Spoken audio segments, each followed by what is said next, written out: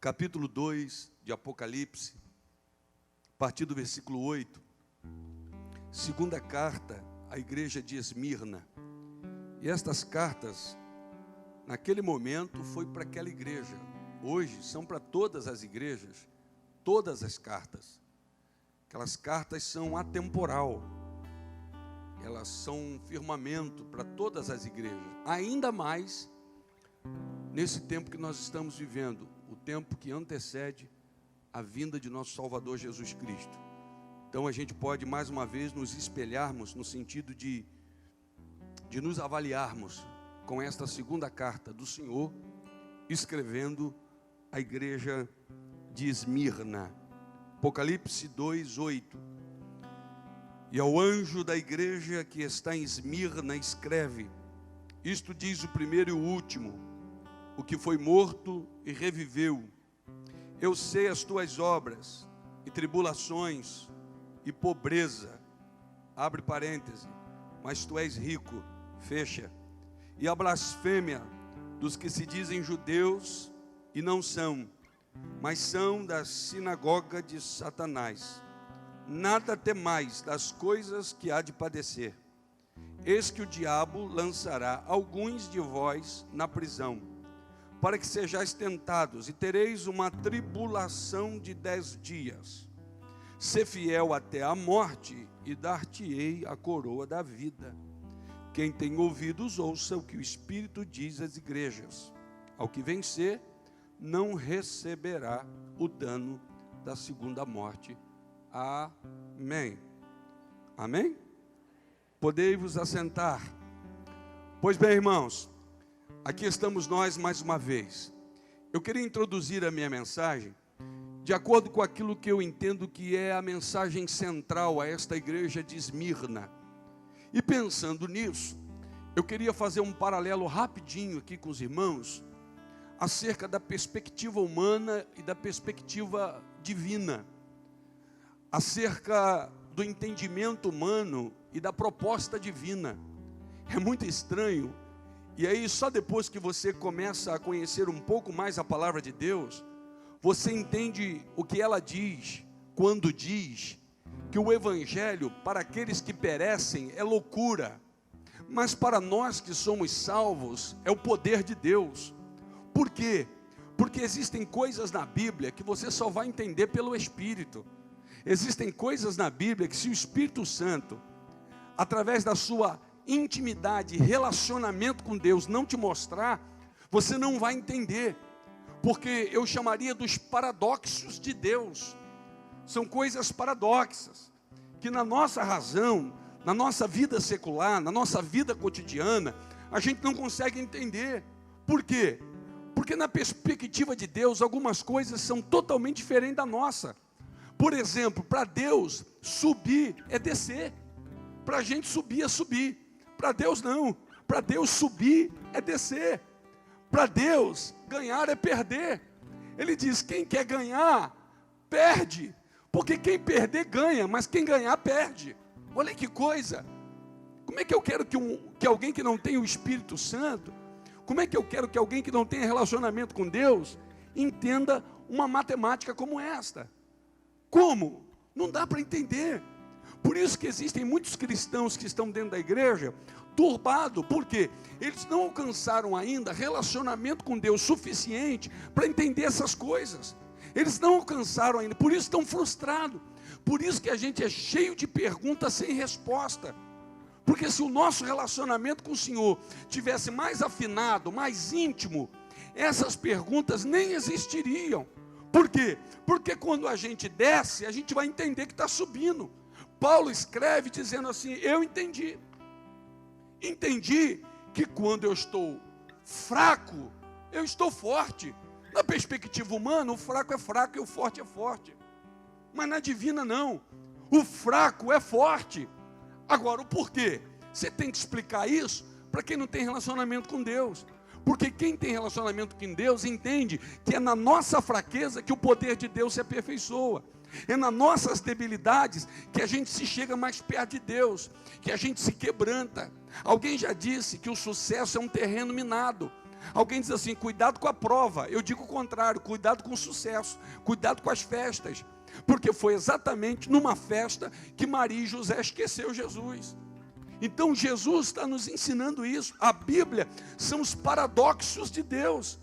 Subir é descer, ganhar é perder. E o maior, a Bíblia diz, é o menor. Senhor, quem é o maior no reino dos céus? Aí o Senhor diz, traga essa criança aí. Pôs o menino no meio da roda e disse, olhe para ele. Qualquer um que se fizer como esta criança é maior no reino dos céus. Se fizer como ele, tem parte. Se não fizer, não tem. Na nossa concepção, os últimos são os últimos. Na perspectiva de Deus, os últimos são os primeiros. É isso que a gente precisa entender. O exaltado é o abatido é o exaltado. É isso que a gente precisa entender. Às vezes você vê alguém que parece que é altivo, mas na verdade aquela pessoa abriga dentro dela um sentimento de inferioridade. Então ela precisa a todo momento se impor, a todo momento ela precisa se reafirmar diante das pessoas. Às vezes você vê uma pessoa brava, brigona, tudo que ela quer é um abraço, aquilo ali é um clamor por carinho, só que ela não sabe manifestar isso. Então o que é que nós precisamos? De percepção espiritual, de visão espiritual, para entendermos a perspectiva de Deus. Na perspectiva humana, é o tanto que junta que a gente tem. Na de Deus não, é o tanto que a gente libera, é que a gente recebe. Afinal de contas, é dando que se recebe. Aquele que retém, até o que ele retém lhe será tirado. Mas quem não tem, e por que não tem? Porque libera. Essa pessoa é suprida. Pastor, o que isso tem a ver com a carta a Esmirna? Tem tudo a ver. Porque quando você olha para esta igreja, diferente da primeira, a distância, parece uma igreja desprezada. Parece uma igreja em que Deus não ama. Parece uma igreja em que Deus não está nem aí, que Deus virou literalmente as costas para esta igreja. E essa é a concepção que se tem hoje em muitos lugares. Se você perdeu, é porque Deus não te ama. Se você não conseguiu, é porque Deus não te ama. Se você orou, e Deus não disse sim para você, é porque Deus não quer o teu bem. Se você fez tudo certinho e ainda assim deu tudo errado, é porque Deus não está com você. Você não é um homem abençoado. Qual é a definição hoje que se tem de alguém abençoado?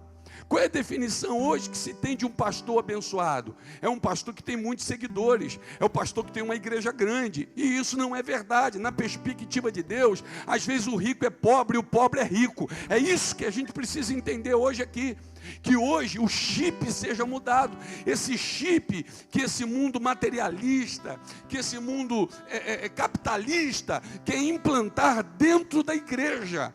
E com tristeza eu denuncio, já chegou dentro de um monte de igreja, de que crente próspero é o crente que parou ali no pátio com um carro importado, mas talvez ele seja o mais miserável de todos eles. E eu não estou fazendo apologia à miséria, porque Deus é dono do ouro e da prata, mas as maiores riquezas não são nessa perspectiva, é na perspectiva da eternidade, é na perspectiva do céu. Talvez pessoas tenham entrado aqui, querido, que juntou moedas para passagem, e isso não define ela como uma pessoa pobre. Muito pelo contrário, podemos estar diante de uma pessoa extremamente rica, porque a riqueza não é definida pelo que tenho, mas pelo que eu sou em Deus. É mais ou menos isso que o Senhor escreve. E é interessante que a igreja de Esmirna, e Esmirna, a palavra Esmirna significa amargo. Aí já começa, amargo, que tem a ver com mirra. E alguém já disse que mirra, ao mesmo tempo que ela tem um cheiro muito agradável, ela tem um sabor muito amargo. É estranho esse paradoxo. O cheiro dela é bom. Quando você estava no lugar santo para entrar no Santíssimo, ali tinha o cheiro espalhado da mirra. Só que tinha o seguinte, o sabor dela: feche a boca e apenas respire pelo nariz. Porque se você tentar fazer os dois, você vai misturar o bom cheiro com o gosto amargo. Assim muitas das vezes é a vida do cristão na igreja. A gente está aqui sentindo o bom perfume de Cristo, mas muitas das vezes experimentando a amargura de ser cristão, a amargura de passar pelas provações, de ser resiliente sem entregar os pontos. Por isso que ele começa a se apresentar a esta igreja, dizendo o seguinte: ei, quem está falando é o que foi morto e agora está vivo. O princípio e o fim. O que Jesus quer dizer para esta igreja? Não há nada que vocês estejam vivendo de tribulação, de dor, de angústia, que eu não tenha experimentado. Porque quem está falando aqui não é alguém que caiu de paraquedas, é alguém que foi morto e reviveu. O primeiro e o último. Eu vivi tudo do início ao fim. Não é alguém que chegou no meio, não é alguém que chegou depois, é alguém que viveu tudo do início ao fim. Então não há nada que vocês não estejam vivendo que eu, o Senhor, não compreenda na prática. Eu vivi isso, por isso conheço as tuas obras. Olha como ele se apresenta a esta igreja de Esmirna. É muito lindo a relação de Deus com o homem, e é muito estranho a relação dos homens com Deus. Os pregadores querem se mostrar o verbo encarnado, aliás, a carne divindada, se é que existe essa palavra. Mas Jesus não. João escreve dizendo: o verbo se fez carne. Então ele diz: olha, eu conheço as obras de vocês, eu sei. Ele se identifica com a gente para que a gente se identifique com ele. Ele não é o Deus distante. Para o pentecostal ao extremo, ele é o Deus que só tem um lugar: o seu alto e sublime trono. Para o cristão que se identifica com esse Cristo, é aquele que entra dentro do teu quarto quando você fecha a porta e fala com teu pai em secreto, e em secreto ele te ouve. E é isso que ele está dizendo: eu sei o que vocês estão vivendo e não estou indiferente à dor de vocês. Irmãos, é muito diferente você conversar com um neófito e você conversar com alguém experimentado na fé. Estou falando de relações humanas. É diferente de você conversar com alguém que já foi experimentado. Essa pessoa tem marcas na alma, marcas no corpo. Porque não me diga que não, a vida marca a gente, os acontecimentos marcam a gente. São cicatrizes que Deus sara. Se você entrou aqui hoje com feridas abertas, e é muito provável, esse é um tempo de muitas feridas abertas, elas estão abertas. E eu não posso ser menino de dizer para você que isso vai passar e você vai esquecer. Não vai, porque ficam marcas. Mas eu posso dizer pela palavra que isso vai cicatrizar. Embora você nunca mais esqueça, vai ter um momento em que você não vai sentir mais a dor disso, porque há bálsamo, há remédio, há médico em Gileade, há um Deus no céu que é pastor, e todo pastor tem uma bolsinha de couro do teu lado, sabe, com o alforge, e ele tem azeite para ferida, ele sara. Pode estar doendo muito, e eu vou dizer para os irmãos, tem feridas que são tão profundas, tem dores que são tão fortes, que a gente imagina que nunca mais a gente sara disso. É só uma sensação, vai passar, porque ele cura, ele trata, ele toca, ele mexe, ele fecha, ele sara, e fica só um testemunho. E as cicatrizes jamais poderão ir embora, porque se cicatriz ir embora, vai embora testemunho. Cicatriz não é vergonha do que você passou, é testemunho do que você passou, para a glória, honra e glorificação do bendito nome de Jesus. Exatamente. Então ele se apresenta dizendo: ei, eu sou o primeiro e o último. Eu sou o que morreu, mas o que ressuscitou. Aleluia.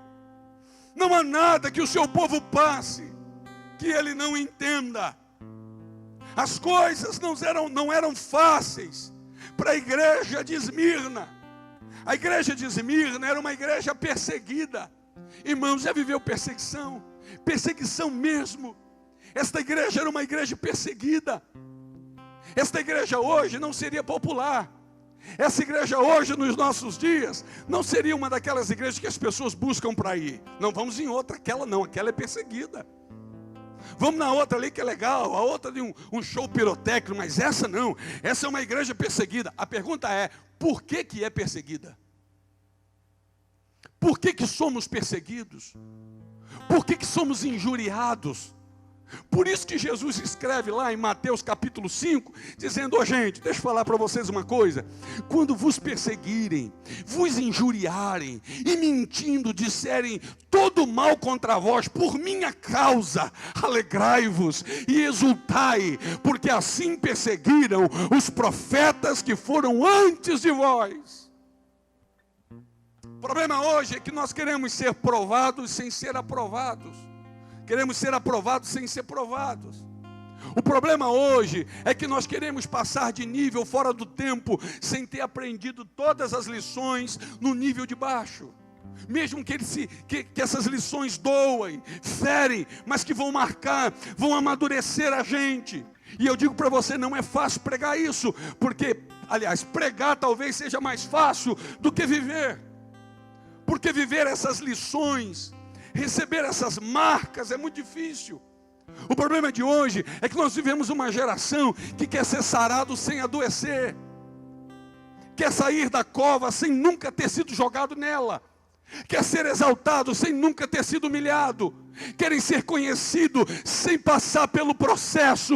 Ei, eu quero te dar uma notícia: Deus ainda trabalha de forma processual. Deus não pula etapas, Ele não precisa das etapas, nós precisamos das etapas, para sermos forjados, para sermos tratados.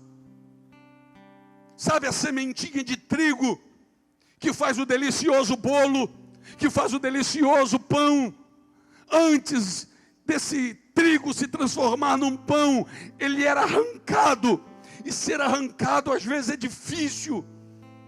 Ser arrancado com força dói, machuca, a gente não entende. Depois esse trigo era levado para a eira, jogado no chão. E é difícil, a gente não quer estar no chão, a gente quer estar nas prateleiras. Mas antes da prateleira vem o chão. E depois, esse trigo era açoitado com varas, fustigado com vara. Por quê? Para a palha soltar da semente. Depois, alguém vinha e jogava para o alto. Para quê? Para o vento passar por cima da eira, levar a palha e ficar só o que deveria ficar. Porque só ficando o que deve ficar, se pode produzir o efeito ou o propósito pelo qual aquilo nasceu. Eu não sei se você consegue entender, mas são os processos que a gente vive. A gente está crescendo, crescendo, crescendo. Olha para um outro e diz: ei, irmão, está crescendo? Estou, e você também, eu estou vendo. Glória a Deus, é tempo de crescimento. Só que depois do crescimento vem um tempo em que a gente é arrancado.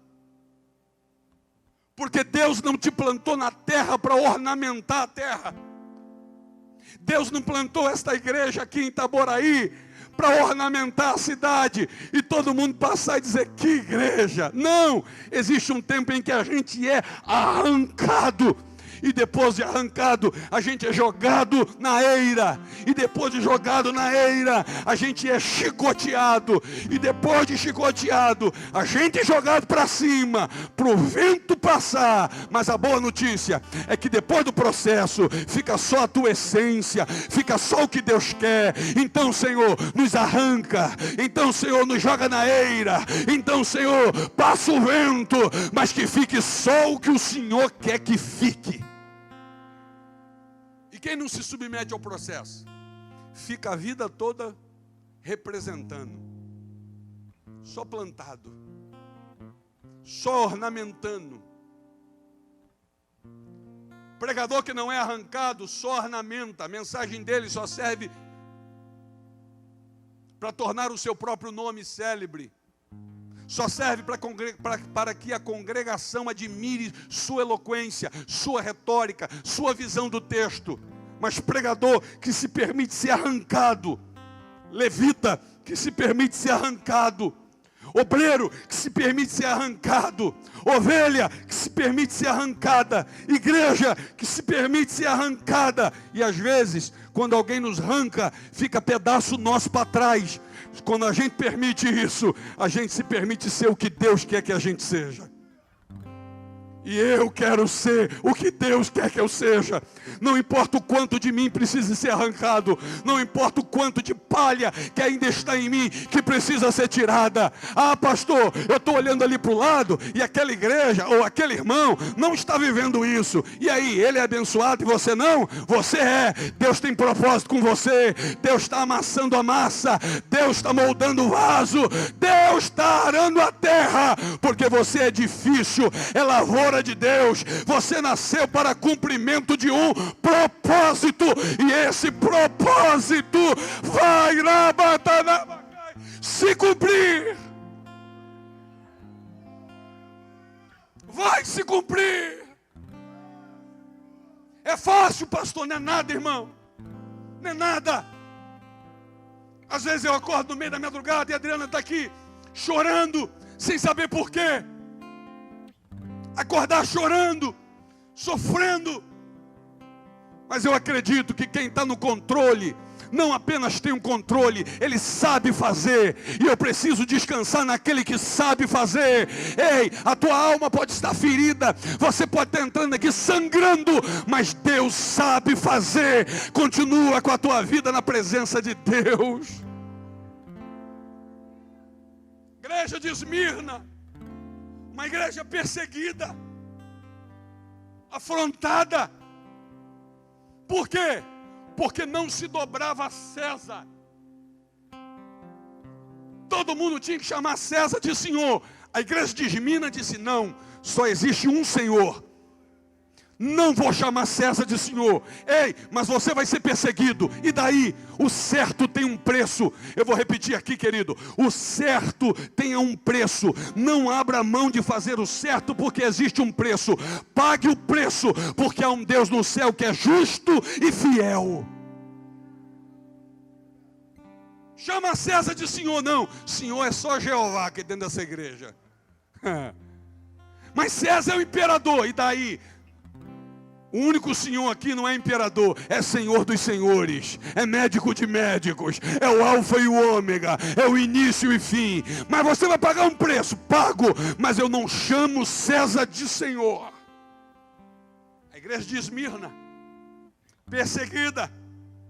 Por isso o Senhor escreve dizendo: eu sei as tuas obras, tribulações, pobreza. Por que pobreza?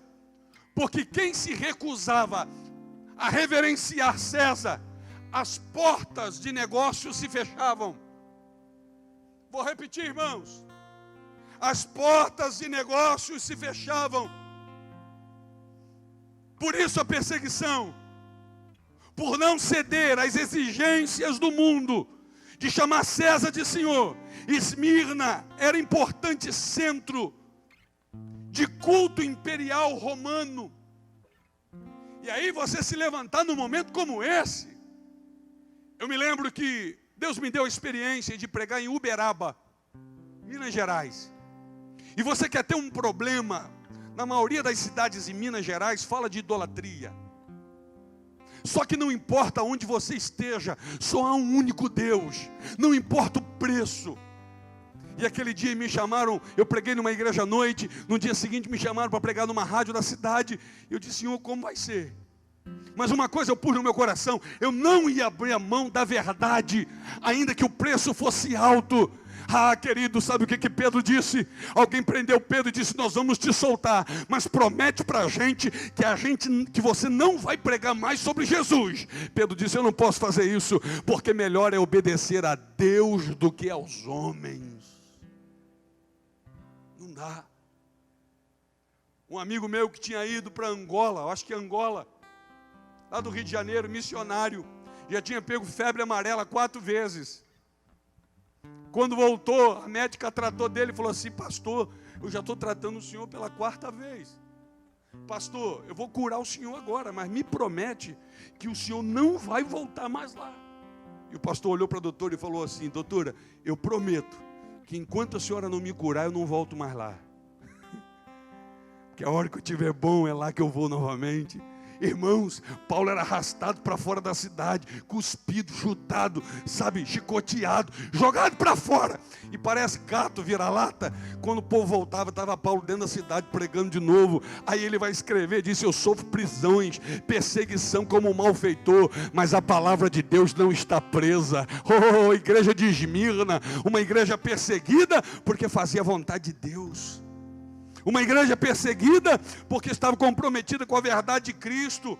Qualquer um que se recusasse a reconhecer César como Senhor era excluído das associações comerciais e profissionais. Ficava desempregado. Não tem chance no campo de trabalho.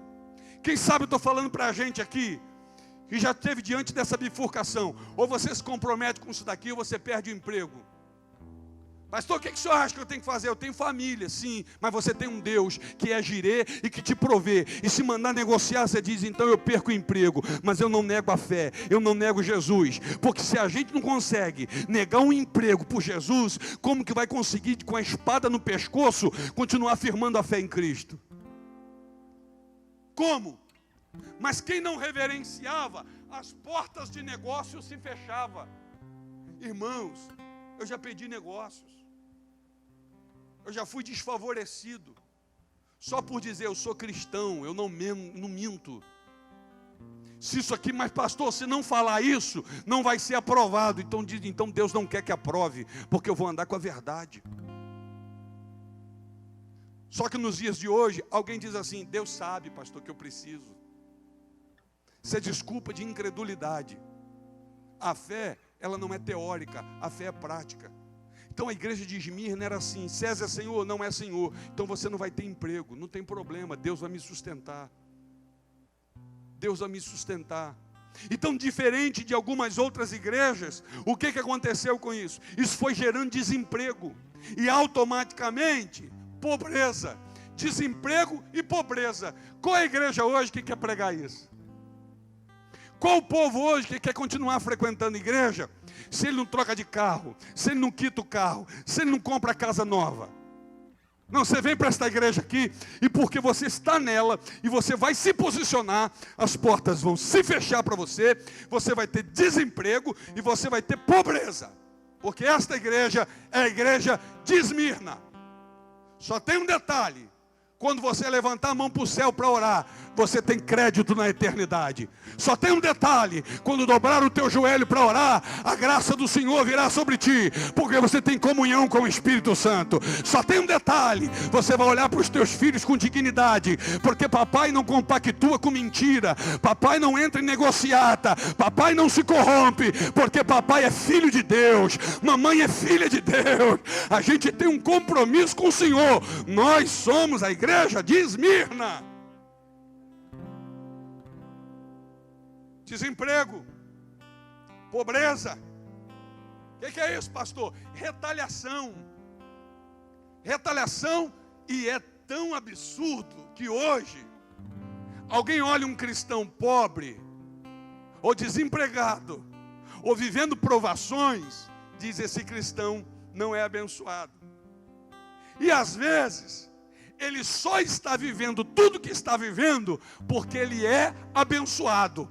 Porque o abençoado não é aquele que cede para manter o emprego. O abençoado não é aquele que cede para não perder a pensão. O abençoado não é aquele que cede para não perder o benefício. O abençoado é, mesmo sabendo que vai passar provação, honra a Deus acima de qualquer coisa, porque ele sabe do que Davi disse: fui moço, hoje sou velho, mas nunca vi um justo desamparado. Um justo desamparado, nem a sua descendência mendigar o pão. Ei, irmão, o reino de Deus é com justiça, igualdade, bondade, fidelidade. Por isso a sua igreja te adora. Então, amado, anda na retidão e na justiça. Perca coisas, mas o que é seu vem de Deus. O que é seu vem do céu. O que é seu vem abençoado. O maná que é seu céu vem do céu, chega na tua porta, chega na tua casa com dignidade, com honra, com princípio e com louvor a Deus. O que é isso, pastor? Igreja de Esmirna. César é Senhor. Para mim não.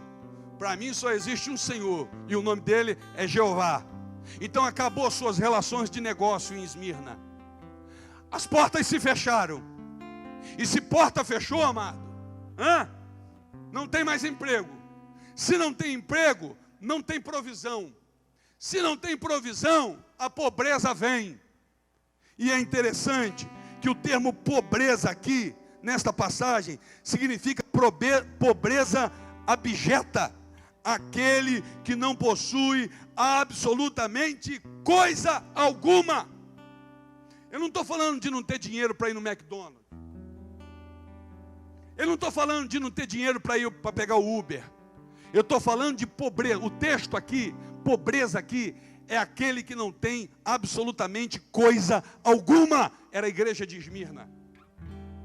Era a igreja de Esmirna. Como é que vai ser? Não sei.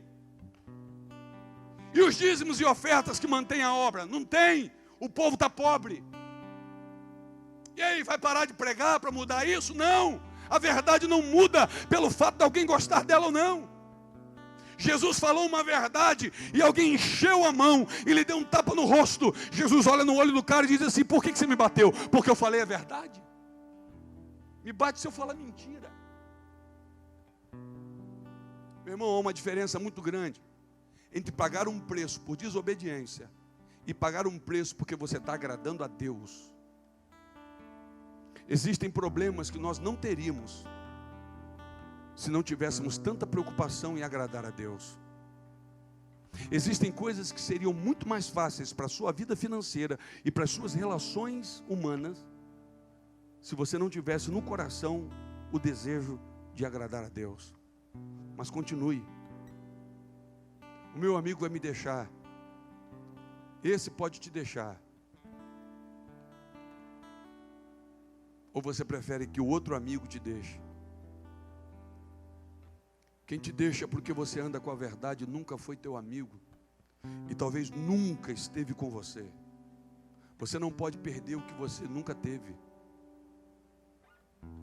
Se foi embora é porque você nunca teve. Não por causa da verdade. Esta era a igreja de Esmirna. Aleluia.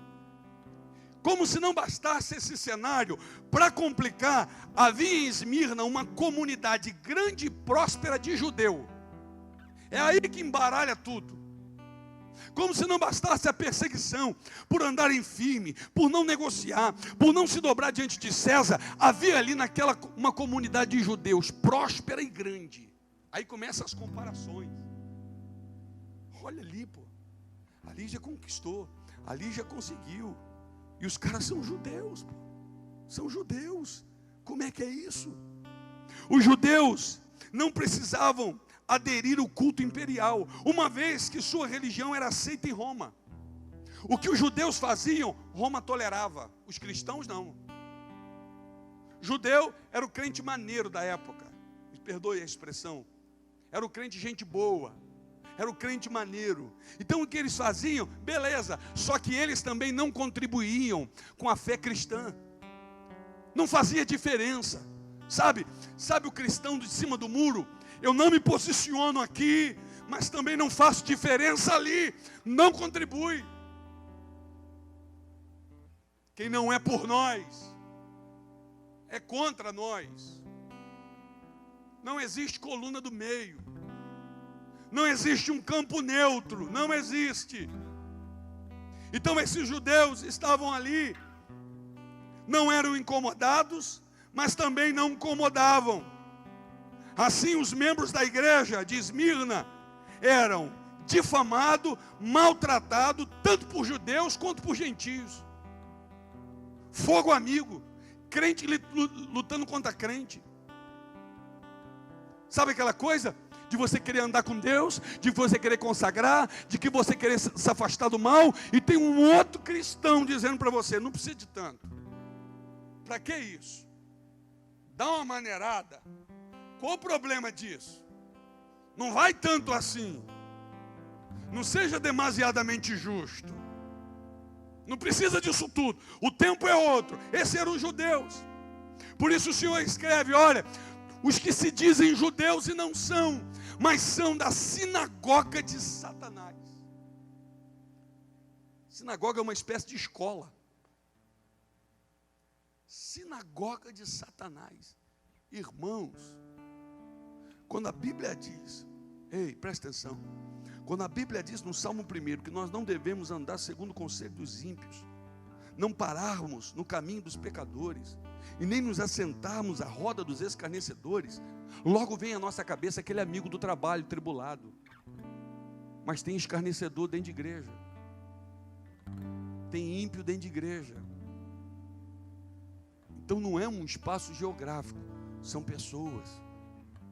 Os que se dizem judeus e não são, mas são da sinagoga de Satanás. Ande com homem de Deus, ande com mulher de Deus, se relacione com gente que quer Deus, se relacione com gente que ama Jesus.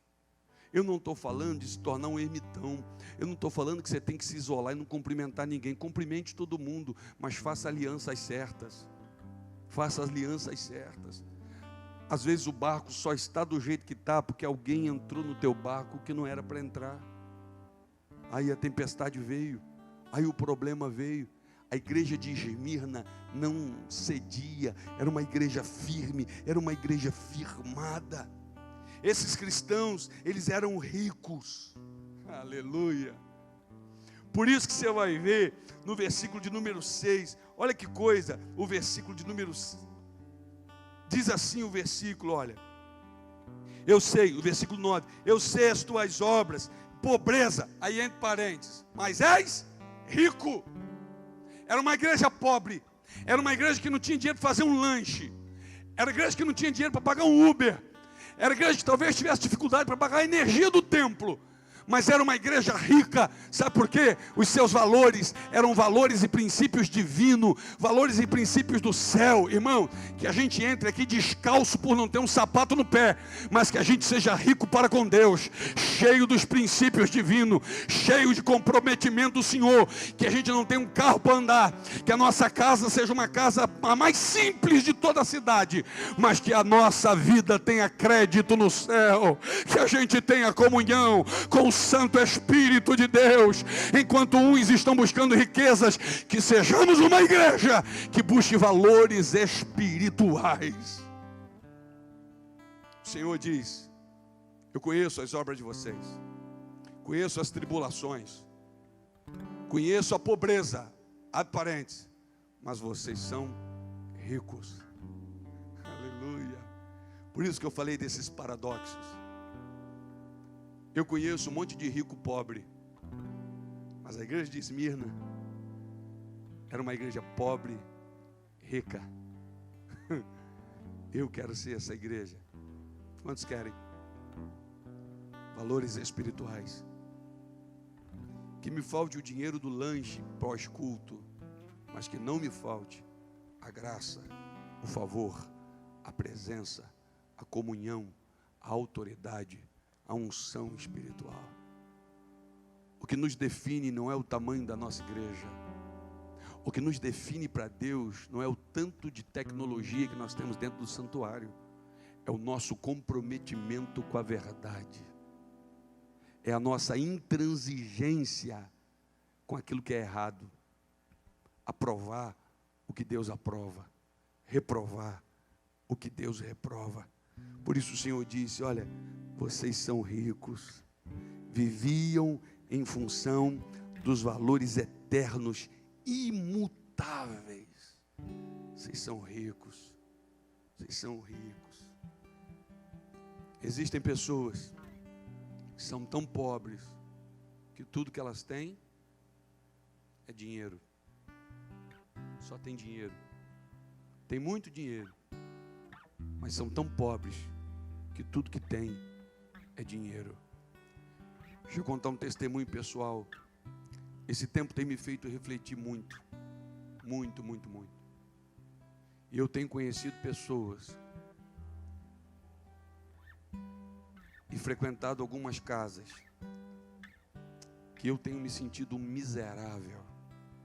Eu compartilhei isso com alguns irmãos. Um miserável. Existem pessoas dentro da nossa igreja e outras que já não estão mais, que ao olhar e se relacionar com elas, você dizia assim: essa pessoa está muito bem resolvida financeiramente. Até que você tem acesso à intimidade dela e você se sente um miserável, porque mesmo tendo o que ela não tem, você não tem um terço do que ela tem. Hoje é o dia do paradoxo, né? Mesmo tendo algumas coisas materiais, morando numa boa casa, tendo um carro para andar, tendo sustento, podendo comer o que quiser, quando você chega diante da intimidade de algumas pessoas cheias de Deus, você se pergunta: será que eu seria o que ele é, tendo o que ele tem? Eu me senti miserável algumas vezes. Eu fui afetado por isso. Quando eu frequento uma igreja que não tem um terço da estrutura que a nossa tem, mas quando começa o louvor, irmãos, que eu vejo aquele povo levantando a mão em lágrimas, eu me sinto miserável. Porque se eles, não tendo 10% da estrutura que temos, prestam aquele culto para Deus, como deveria ser o nosso culto para Deus aqui nesse lugar. Um dia desse mandaram para mim um vídeo, um amigo missionário da África, no momento em que eles vão entregar o dízimo e ofertar. Irmãos, a gente deveria se envergonhar. Alguém toca uma música, porque eles são muito festeiros, né? Uma música ritmada, e toda a igreja começa a dançar. E eles começam a trazer no pé do altar abóbora, empim, cenoura, galinha com os pés amarrados, numa alegria indescritível, e voltam para um banco dançando, porque podem dar a Deus alguma coisa. E muitos de nós temos falhado nisso. Que o Espírito de Deus esteja falando ao seu coração hoje aqui, no nome de Jesus, através desta palavra. Sabe, eu quero terminar dizendo para você o que o Paulo escreveu na segunda carta aos Coríntios, no capítulo 6, não precisa abrir, se você quiser, só anota. Olha as palavras de Paulo. E nós, cooperando também com ele quem? Com Cristo, vos exortamos a que não recebais a graça de Deus em vão, porque diz: ouve-te em tempos aceitável, e socorri-te no dia da salvação. Eis aqui agora o tempo aceitável, eis aqui agora o dia da salvação, não dando nós escândalo em coisa alguma, para que o nosso ministério não seja censurado, antes como ministros de Deus, tornando-nos recomendáveis em tudo, na muita paciência, nas aflições, nas necessidades, nas angústias, olha isso, nos açoites, nas prisões, nos tumultos, nos trabalhos, nas vigílias, nos jejuns, na pureza, na ciência, na longanimidade, na benignidade, no Espírito Santo, no amor não fingido, na palavra da verdade, no poder de Deus, pelas armas da justiça, à direita e à esquerda, por honra e por desonra, por infâmia e por boa fama, como enganadores sendo verdadeiros. Aí olha o 9, não desconhecidos, mas sendo bem conhecido, como morrendo, e eis que vivendo, aleluia, como castigado e não mortos. Aí olha o 10 para terminar, como contristados, mas sempre alegres, como pobres, mas enriquecendo a muitos, como nada tendo, possuindo tudo. Palavra do apóstolo Paulo. Como nada tendo, mas possuindo tudo. Volto a dizer, eu não estou fazendo aqui apologia à pobreza. Muito pelo contrário. Deus tem muito para dar.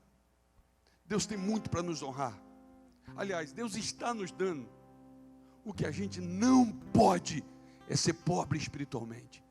O que a gente não pode é achar que uma coisa substitua a outra.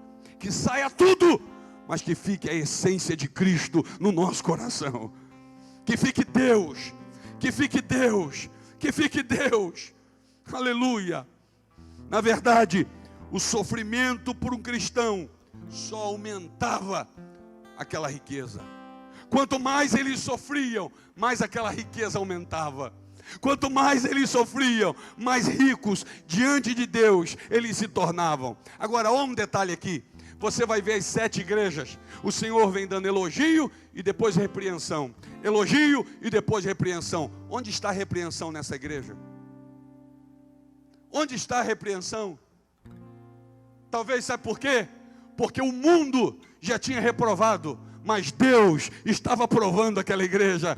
Ei, querido, que o mundo nos reprove, e tem que ser assim, porque quem se constitui amigo do mundo, automaticamente constitui-se inimigo de Deus. Que o mundo nos reprove, que os amigos na faculdade te reprovem, que as pessoas na família não te aceitem, contanto que você seja recebido, aceito e aprovado por Deus, para a glória dele mesmo.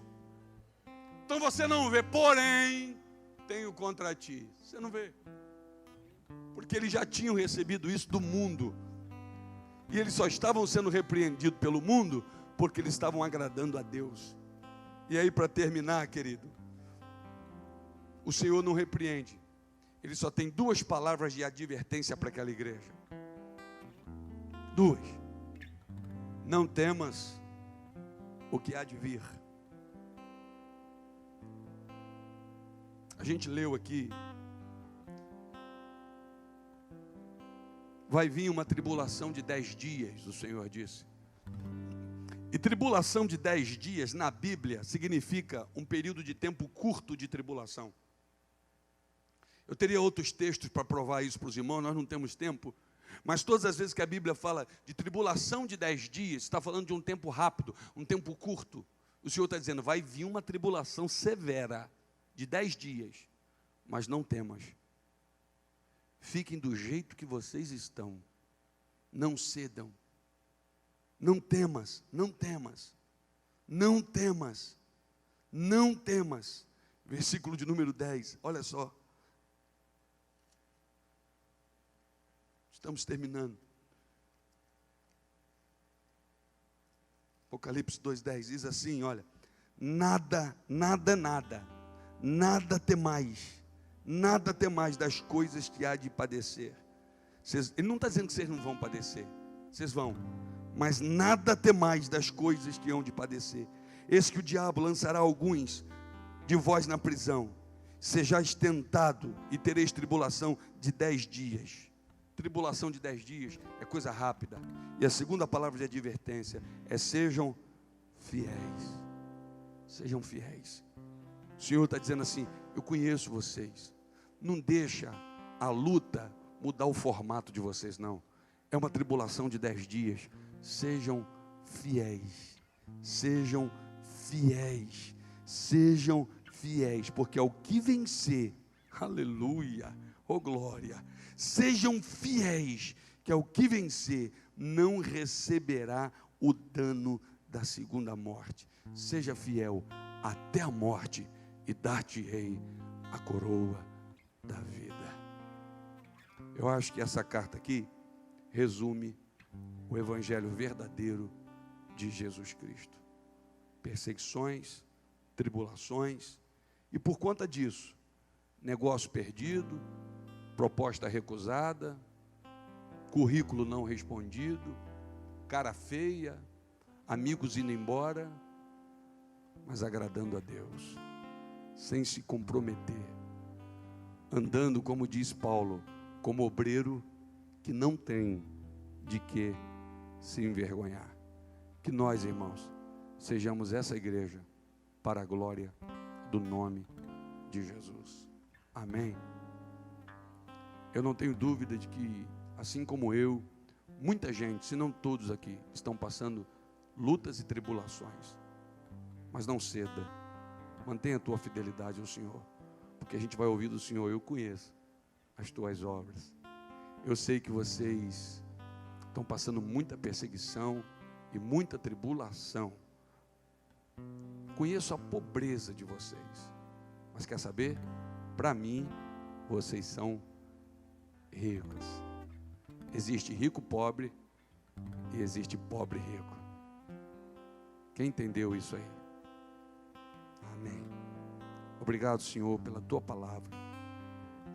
Nós bendizemos o teu nome, porque a tua palavra é a verdade e a verdade liberta.